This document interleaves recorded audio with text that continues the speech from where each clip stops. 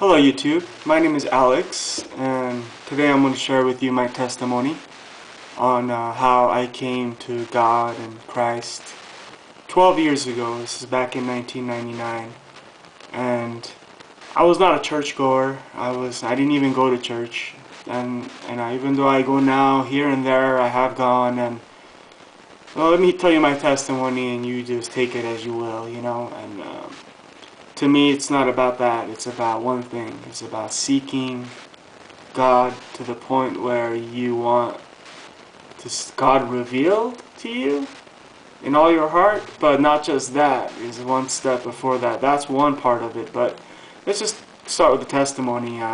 So 11 years ago, after a spree of just, going to clubs with friends, drinking, smoking, just like living it up, I was like 21, 22, 23, and right around the end of the 23rd year of my life, 24th year, I kind of had been fed up with it. I had a few experiences that kind of like had me question myself, like, is this really what I want? I could see darkness coming into my life. I could feel me changing actually into this kind of like pleasure bunny, basically a pleasure seeker, and without this like debauchery I couldn't have fun.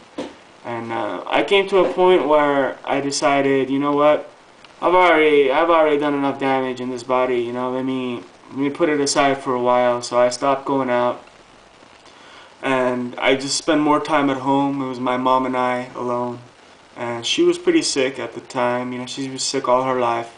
She had this rare disease where her arteries got thinner, and it was called Takayatsu disease. That did eventually take her life, but we'll get back to that later. Anyways, so it was just me and my mom, and I went to work, I came home, and so I stopped partying for like at least 6 months or so. And I actually got more depressed because now I wasn't having that release anymore, So, I started smoking cigarettes again. I kind of went back to the marijuana again. And I kept it at that. I didn't really go do any of the party drugs anymore, the rave drugs. I had enough with that.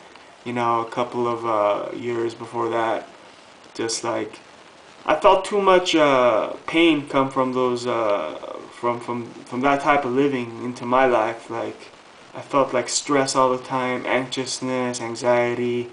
But putting it away for such a long time, for like 6 months, really kind of cleared my head. But from that aspect of it all. But in a humanistic aspect, I still had like ambition, wants, money. I wanted money. I wanted to be like quote unquote wise, knowledgeable. So I was reading a lot, and it was almost as if my happiness was contingent on these factors. And I came to the conclusion that this is wrong, that why should I need certain things in order to be happy? Why can't I just be happy? I understand you gotta eat good, exercise and all that, but I was doing all that, but I still wasn't fully content. It was almost like there was this little bit in me that was always like hungry, insatiably kind of like searching for answers, and it was beyond like human happiness I was seeking at this point. So basically I started reading the New Testament, not the Old. Someone told me in my life, I had like a couple Christian friends that I was moderately friends with. They kept stressing, well, it's the New Testament, that's the promise, they called it, and the Old Testament is the law and the commandments and stuff. So looking at it, the Old Testament was 1,000 pages and the New Testament was 200 pages. So yeah, I think I'd read the New Testament. If God's going to come through, then let him come through with that. But the only thing I was asking God for this inner happiness. I was asking him for a new me, a new perception. I used to say, I need new eyes, I need new perception, an outlook. I told him, yeah, granted, I partied, this and that, and, but I felt like I had a need in me. That's why I did that, like there's something wrong just from the beginning. Like ever since I grew out of childhood, it was just this need to belong, this like, I couldn't explain it. I just said, God, I need a new self, if that's possible. And I actually asked for a few weeks without reading. Nothing happened. So I figured, okay, you know what? Let me read. Before I discount God altogether, let me give it a chance. Let me read the New Testament. It's only 200 pages long. Let's give it a go. So I started reading. I started cutting out the cigarettes. I put everything. I remember I got a Ziploc. I put my cigarettes, my lighter, the weed, everything. I zipped it up, put it on my shelf. And I even disconnected my TV, shut off my computer. And I decided I'm going to go to work, come home, go for walks, and read and ask. That's it. And I figured I would do this because Jesus said, follow me, he said. And if you want to receive me, you got to follow me. And he went to a desert for 40 days. I couldn't do that. I had my mom to take care of. I couldn't go to the desert for 40 days fasting. That was crazy to me, So I figured at the least I can make my life simplified. I can cut out stimuli. Because in the desert, I thought deep about this. I figured in the desert, there's no stimuli, so I got to reduce stimuli. Maybe, that's good enough. And I couldn't really fast. I had to go to work. I would fast on the weekends, like from sun up to sundown. At night, I would eat, But I cut out all the soda and everything. Not that stuff is bad, but God doesn't want you to cut out the bad. He wants you not to do the bad. Fasting is when you take what you enjoy and you don't do it. As a sacrifice, almost like, hey, you know what, God, I'm going to not do this and I want this in return, kind of a thing. But I didn't even know all that back then. I just, fasted, like I said, maybe 1 to 2 days a week on a weekend, like from morning to night. But that's not even the point. You don't even have to do that. But the important thing is I was asking God for two things. I was asking Him for the Holy Spirit, because I was asking Him for a new self until I read, ask for the Holy Spirit. So I started asking for the Holy Spirit. And I also asked, it said, seek the kingdom of heaven. And so I was asking God at nights, God, please take me to heaven. I don't want to wake up in this world anymore. I'm sick and tired of it. I can't imagine 40 more, 50 more, 60 more years of this. It's like a prison sentence almost. Like I felt like I was in prison saying, get me out. I came to my wit's end. Especially that I cut out all the fun. Once the music, the TV, once everything stopped, I found myself kind of like getting over emotional about things, and I didn't have a release. I did work out, though I did go work out a little bit, but I felt like, the simplicity was too much, almost like I was used to the chaos. And so there was a few nights where tears came down, they hit the Bible in there somewhere. And I kept reading and asking and reading and asking, and I had set apart a certain amount of reading every day. I was going to read the whole thing, and I set apart 5 to 10 pages a day, I told myself. It's the minimum. So I held to that, and nothing happened. Nothing happened till about 3 weeks into it, in the book of Hebrews, which is near the end, at the end, near Revelations. And one of my buddies came over that I used to go partying with, smoking weed with, doing ecstasy with, about a year before that. Like, it was my last time. And he came over, he called me, he said, do you want to go partying? I'm like, nah. And my other friend called, he goes, you want to go drinking? I go, nah. And it was at a time where I was about to give up. I was at the book of Hebrews, I looked up, I said, well, nothing's happening. God, are you there? I hope you're there, I want this Holy Spirit, I want the living water. At this point, I was asking for the living water, because it said the living water will burst forth from within and from your belly. And from the belly, to me, was an interesting thing Jesus said, because I was really into Bruce Lee and the chi from the belly that they called this, and Bruce Lee was into water. And anyway, so it caught my eye. So I'm asking for this living water, I'm asking for the Holy Spirit, and I'm asking for heaven. Actually, I'm going to bed every night now imagining heaven. I'm closing my, whatever it might be like, I'm hoping to be taken out of this world every night, okay? And now when my friend came over, like three and a half weeks into this, and I'm in Hebrews, he came over unannounced. And he's like, well, you want to party? I'm like, no. He's like, well, he asked my mom if he could spend the night. She said yes. And so I couldn't really tell him to get out, even though I didn't want to. I wanted some solitude. I had been seeking solitude for a few weeks in my room after work.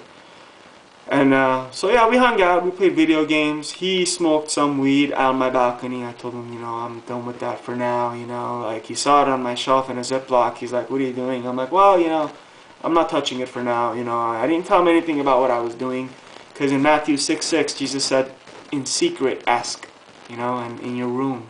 Don't pray in the synagogue, which is church, in your room. So I kept it, secret. We had some fun, whatever. He went to sleep. He crashed out on my bed. And so I went and I started asking for the Holy Spirit, the living water. And at this point I was reading on the ground. I would get face down on the ground. I would actually humble myself. Not at first. And then it said, he who lowers himself will be exalted. And so I figured, let me go low, And I noticed that as I do bow and ask, there's a big difference in my spirit. Like, I felt humble. It's obviously humbling when you go down. So I did that in secret. I went down. I used to actually imagine Jesus standing in front of me, and just like, not that I believed in Jesus, it was like I hoped that it was true, like a slight, like a hope, like a wish, So that's all it was, mere hope, and I was reading the Bible, like the New Testament, and I had gotten to the end. I was persistent. It said you got to search persistently, diligently, and boldly. And it said boldly you have to ask, and it gave an example of the man asking for bread from another man, his friend, and said he doesn't receive the bread at first, but because of his boldness and his persistence, he will get the bread.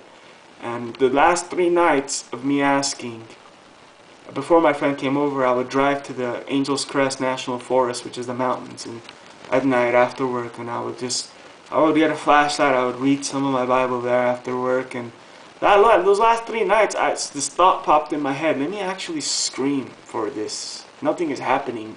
Nothing has happened for 24 days.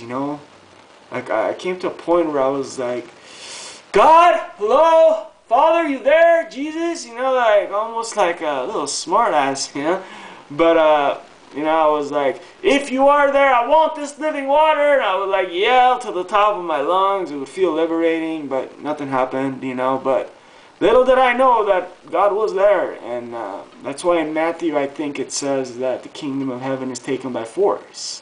And violent people have been taking heaven by force, and it's been advancing.